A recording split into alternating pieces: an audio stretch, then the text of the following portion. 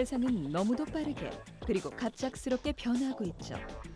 앞으로 10년, 20년, 30년 뒤에 우리 앞에 펼쳐질 세상은 어떤 모습일까요? 상상 속에서나 가능했던 미래 기술들이 모두 현실이 되어 있겠죠. 미래는 말이죠. 로봇들이 지금보다 좀 더 많은 분야에 쓰일 것 같은데, 그래서 우리의 생활이 좀 더 편리해지지 않을까요? 로봇이 가장 많이 쓰이는 분야는 제조 생산 분야죠. 지금의 거대한 산업용 로봇 대신 작고 쉽게 프로그래밍할 수 있는 유연한 로봇이 그 자리를 대신할 거예요. 그래서 생산 활동이 더 민첩해지고 유연해지면서 고객 맞춤형 상품의 생산이 가능해지지 않겠어요? 대규모 생산 공장이 아니라 물건이 필요한 곳에서도 바로바로 제품을 직접 생산할 수도 있겠죠. 로봇의 활약은 제조업뿐 아니라 서비스업에서도 기대되죠.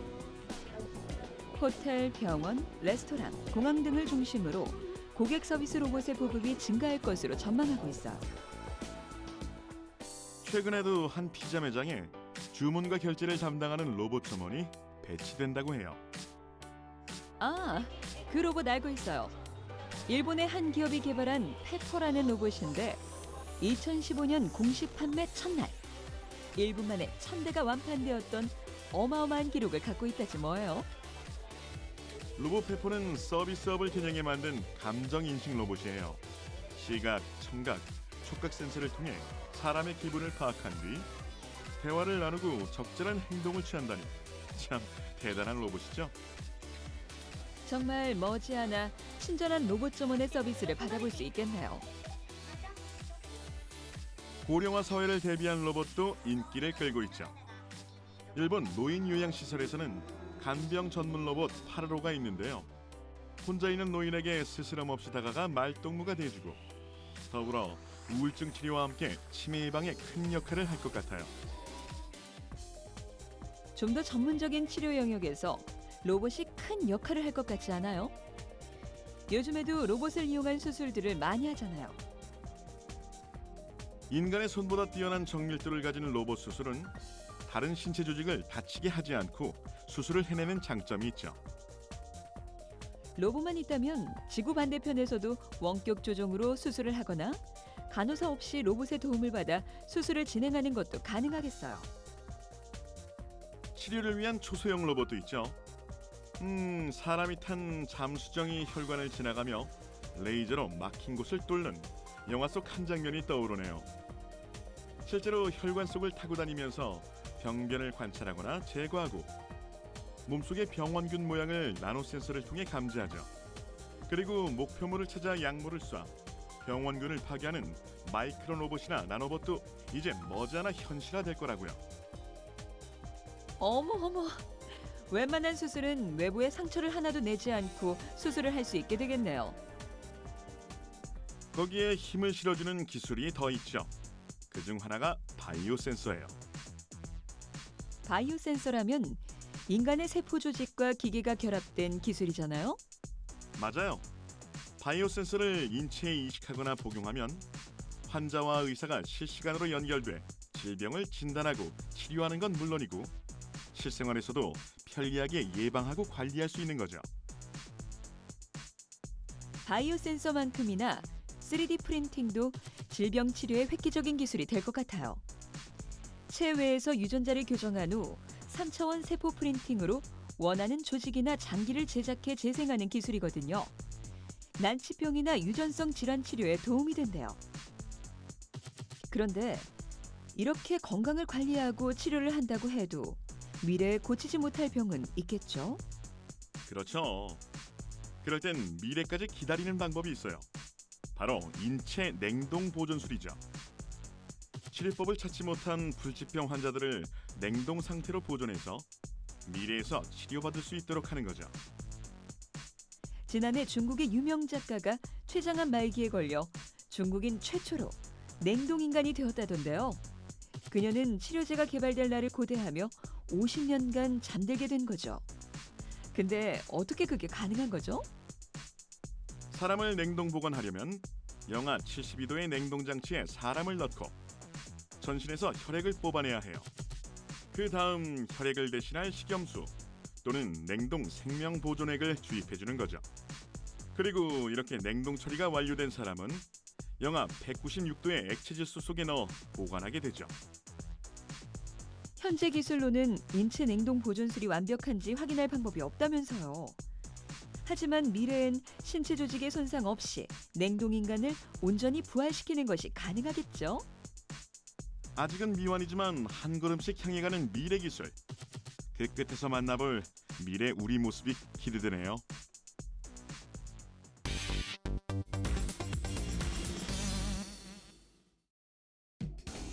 모든 미래 기술들이 우리에게 완벽한 기쁨을 가져다 주는 건 아니죠. 앞서 본 인체 냉동 보존술은 우리에게 희망을 주는 건 사실이지만 한 가지 문제가 있죠. 냉동 보존을 위해 체내에 주입해준 액체가 얼어붙으면 세포 구조가 파괴될 수 있다는 거죠. 그리고 이때 뇌 손상이 발생할 수 있는 거고요. 또 만약 정말 냉동 인간 부활이 가능하다면 인체의 장기를 사고 파는 일이 성행하게 되지 않을까요? 사람을 죽이는 일에 대한 죄책감이나 징벌조차 완화될 수밖에 없어 인간의 존엄성이 문제받게 될 수 있고요. 그렇겠네요. 이런 윤리적 문제가 제기되는 기술이 또 하나 있잖아요. 바로 인간 복제예요. 인간 복제는 인간의 체세포를 떼어내어 이를 착상시키는 방법으로 유전적으로 동일한 또 다른 인간을 만드는 것을 말하죠. 몸에서 떨어진 세포 하나로도 자신과 유전 형질이 똑같은 복제 인간을 만들 수 있다는 거죠. 또 우수한 유전자를 가진 인간을 대량 복제하여 상품화하거나 폭군을 복제하여 세상을 지배하려는 세기적 범죄 등 상상할 수도 없는 일들이 발생할 수도 있을 것 같네요. 진짜 영화 같은 일들이 벌어지는 거죠. 그래서인지 인간 복제는 왠지 먼 미래 일이나 남의 일처럼 별로 실감이 안 되잖아요. 근데 아마 이 일은 공감이 될걸요? 바로 사생활 침해죠. 요즘에도 쉽게 볼 수 있는 드론으로 인한 사생활 침해는 들어본 적 있는 것 같아요. 드론에 탑재되는 고해상도 카메라는 실시간 동영상 및 사진 촬영이 가능한데 조작 중 실수 혹은 고의로 드론이 일반 가정집이나 호텔 등 프라이버시 침해 가능성이 있는 곳으로 날아간다면 피해를 줄 수 있지 않겠어요? 실제로 해외에서는 연예인의 파파라치들이 드론을 이용해서 이미 사생활 침해 논란이 커지고 있다고 해요.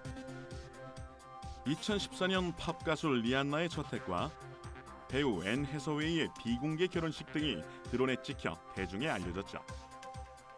이런 일들로 미 테네시주와 위스콘신주는 프라이버시와 관련한 곳에서는 드론 촬영을 일절 금지하고 있잖아요.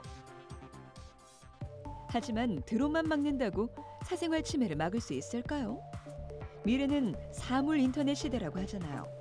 사물 인터넷으로 구현된 초연결 사회는 영화 속에서나 가능할 것 같던 일들을 현실로 만들어주고 있지만 이를 통해 개인 정보는 공유되어 버릴 위험성이 있는 거죠. 사물 인터넷의 보안 문제는 단순한 정보 유출뿐 아니라 산업 전반의 피해로 이어지게 된다고 해요. 지난해 산업연구원은 자동차 산업에서 보안 사고가 발생했을 때 이어질 수 있는 연관 산업 피해 규모를 가정해봤는데 자동차 산업뿐 아니라 화학제품, 전기, 전자기기 등 관련 산업까지 피해가 이어져 약 24조 원의 피해가 발생한다는 결과가 나왔다니 말이에요. 돈으로 입는 피해는 그나마 낫죠. 사물 인터넷을 기반으로 이루어지는 헬스케어나 스마트카 등의 보안 피해가 발생하면 경제적 손실뿐만 아니라 생명 위협으로도 이어질 수 있어 더욱 심각하죠. 실제로 우리나라의 한 대학에선 스마트폰으로 스마트카 세대를 해킹하는 시연을 벌여 10km 거리 밖에 있는 차를 스마트폰을 통해 무력화시키는 데 성공했다면서요. 운전자가 타고 있는 실제 상황이었다면 위험천만한 사고로 이어질 수 있는 정말 아찔한 상황이죠. 우리의 목숨을 위협하는 게 또 있죠. 바로 지구 밖이에요. 지구 밖이라면 우주에 널려있는 우주 쓰레기죠. 우주 쓰레기는 인공위성, 로켓 등 지구에서 쏘아올린 물체가 수명이 다해 폐기된 채 우주 공간을 떠돌거나 폭발이나 충돌 등 부서지면서 생긴 파편이죠. 현재 지구 주위에는 6,300톤이나 되는 우주 쓰레기가 돌아다니고 있대요. 아니, 이렇게나 많아요? 나 정말 화가 나네요. 지표면까지 떨어지는 물체의 수도 수백만 개 이를 것으로 추정된다고 하니 이거 불안해서 살겠냐고요.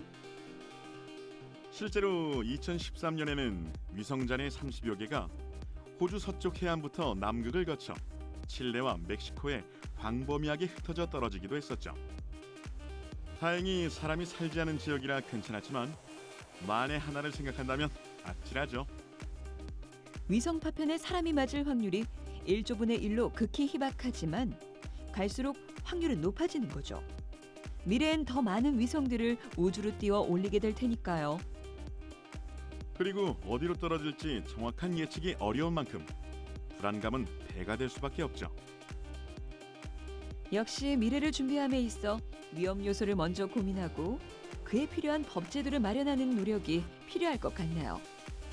그렇죠. 미래 기술을 안전하고 행복하게 활용하고 발전시켜 나가기 위해서는 현재를 살아가는 우리의 책임에 달려 있겠죠.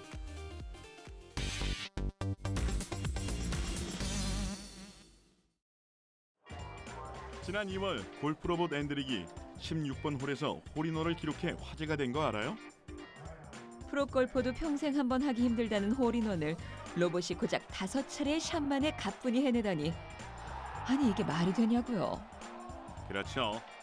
프로골퍼가 홀인원을 할 확률은 약 3,000분의 1이라는데 대단하죠? 2013년 벨기에에서 선보인 배드민턴 로봇은 어떻고요? 이 로봇은 한 팔로 인간의 스매싱을 거침없이 받아냈다고요. 이런 결과를 보고 있자면 왠지 인간이 기계에 무릎을 꿇었다는 느낌을 갖게 되지 않아요? 바둑기사 이세돌과 대결했던 알파고만 해도 대국에서 무한에 가깝던 경우의 수를 확률적으로 계산해내면서 인간의 고유 영역으로 불리던 직관마저 딥러닝이라는 스스로 인지, 추론, 판단하는 기술로 흉내냈잖아요. 인공지능은 우리의 예상보다 높은 수준에 와 있는 것 같아요. 기계의 인류 지배가 단지 SF 영화 속 이야기만이 아니라 현실이 될 수도 있을 것 같지 않아요? 실제로 인공지능에 대한 경고는 계속돼 왔죠. 2013년 10월 머스크는 인공지능 연구는 악마를 소환하는 것과 다름없다고 말했잖아요. 스티븐 호킹 박사도 인공지능은 인류의 종말을 초래할 수 있다고 경고했죠. 그 전초전이 시작된 걸까요? 인공지능이 인간의 일자리를 뺏을 것이란 우울한 전망이 나오기도 하잖아요. 지난 2월 열린 미 과학진흥협회 연례 회의에서 과학자들은 인공지능이 인간의 모든 직업군을 넘볼 것이며 향후 25년에서 30년 내 전 세계 일자리의 절반 이상이 사라질 것이라고 경고하기도 했대요. 사실 과거에도 기계화와 자동화로 인한 대량 실업은 늘 고민거리긴 했죠. 구체적으로 어떤 직업군이 인공지능으로부터 위협을 받고 있는 건가요? 퀵서비스 배달원, 택배 배달원, 신문 배달원 등 배달업이었어요. 그 이유는 요즘 흔히 볼 수 있는 드론 때문이죠. 아, 드론으로 배달 일을 대신한다는 거죠? 그렇죠.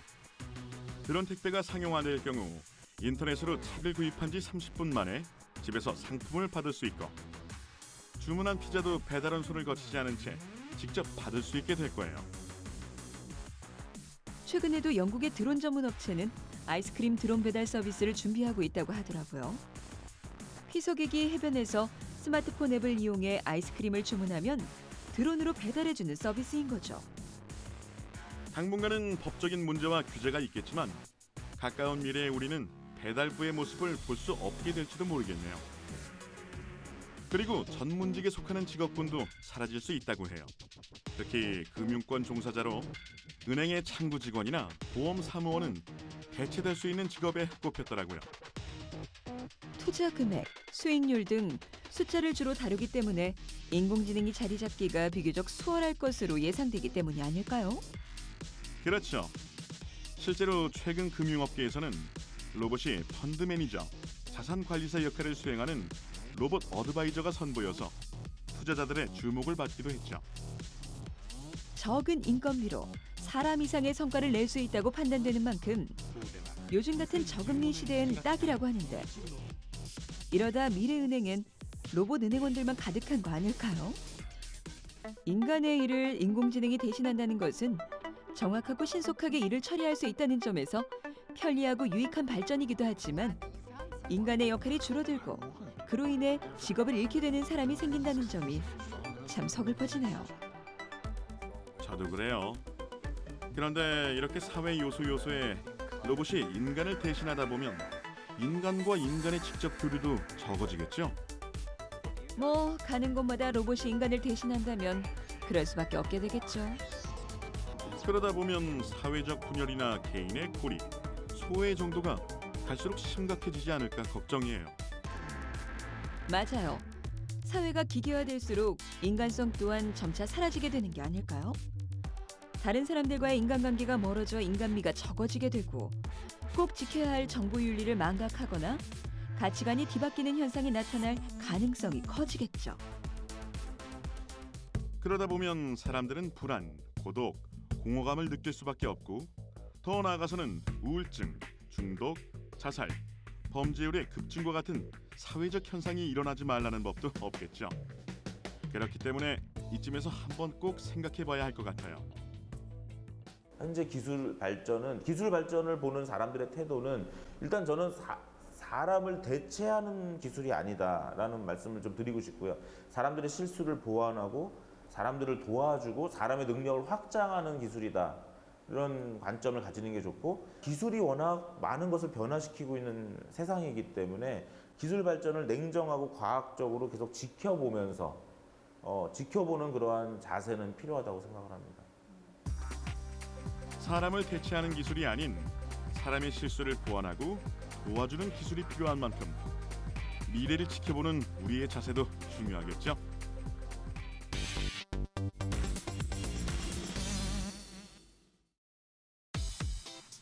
그래도 기왕 다가올 미래 사회라면 좀 더 즐겁게 받아들이고 싶은데, 좀 더 긍정적으로 볼 순 없을까요? 즐거움을 느끼는 데는 가상현실만한 게 없죠. 가상현실은 어떤 특정한 환경이나 상황을 컴퓨터로 만들어서 그것을 사용하는 사람이 마치 실제 주변 상황, 환경에 있는 것처럼 보이게 해주는 기술이죠. 현재 가상현실은 개인적으로 혼자 이용하는 형태가 일반적이잖아요. 하지만 미래에는 소셜 기능이 중요한 기능으로 떠오를 것으로 예측되고 있다고 해요. 그렇죠. 시공간의 제약을 넘을 수 있다는 점 때문인데 마치 타임머신을 탄 것 같은 기분이겠죠. 가상현실과 유사한 기술로 증강현실 기술도 있잖아요. 현재 일반인들에게도 널리 활용될 만큼 대중화된 상태죠. 예를 들어 인터넷을 통한 지도 검색, 위치 검색 등도 넓은 의미에서는 증강현실에 포함돼요.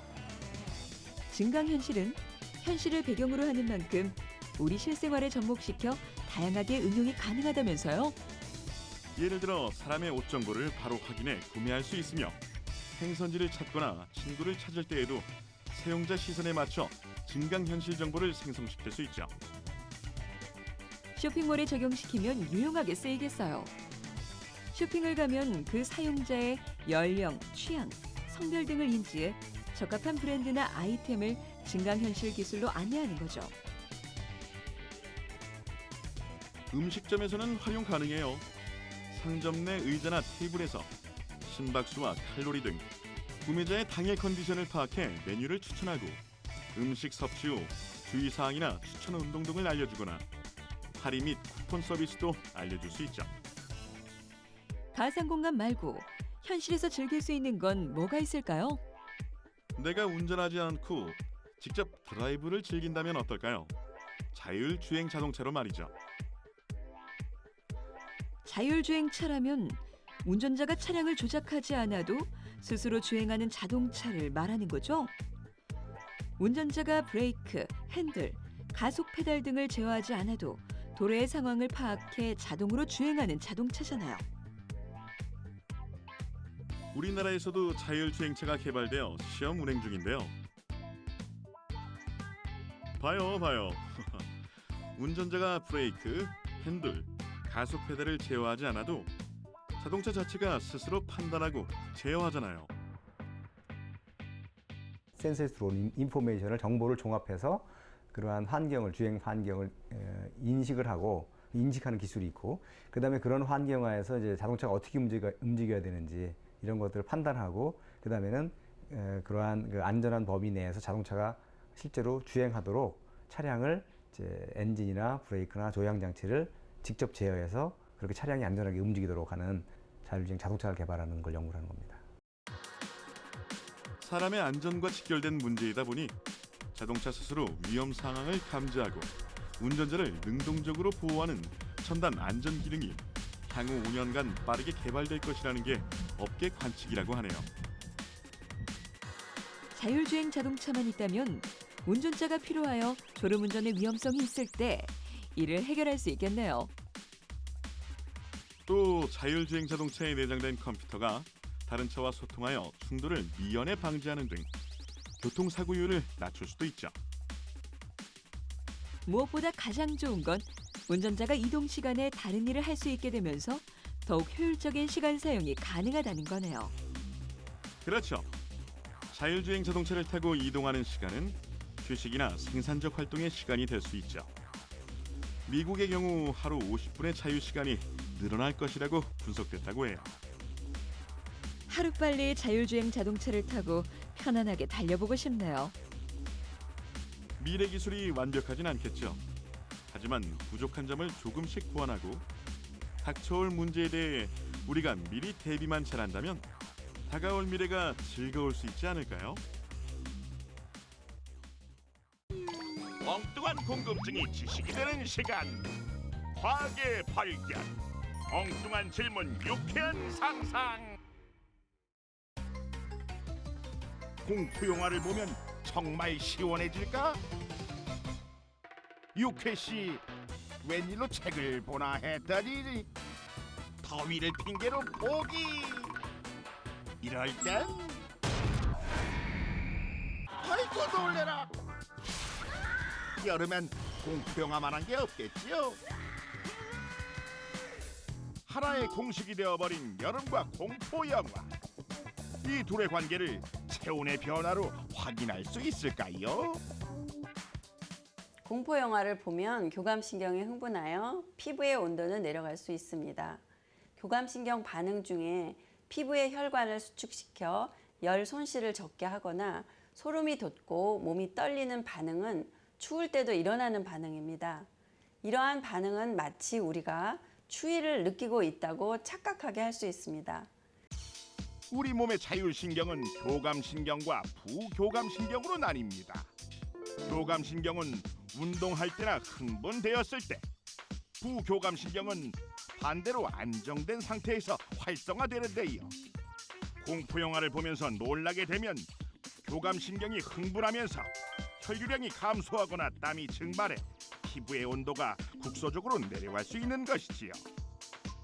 사람의 체내 온도가 36.5도씨라는 사실은 잘 알고 있을 거예요. 보통 흉부는 32도씨, 복부는 31도씨, 하체는 29도씨가량을 유지한답니다. 유케 씨가 공포 영화를 보는 동안 10분에 한 번씩 피부 온도를 재봤더니 흉부는 최대 0.8도씨, 손바닥은 최대 1.7도씨가 내려간 것을 확인할 수 있었습니다. 사람과 환경에 따라 달라지겠지만 어찌됐건 피부 온도가 내려가긴 했군요. 한여름밤 심장이 쫄깃해지는 공포 영화. 여러분의 엉뚱한 궁금증 오늘은 오싹하게 해결.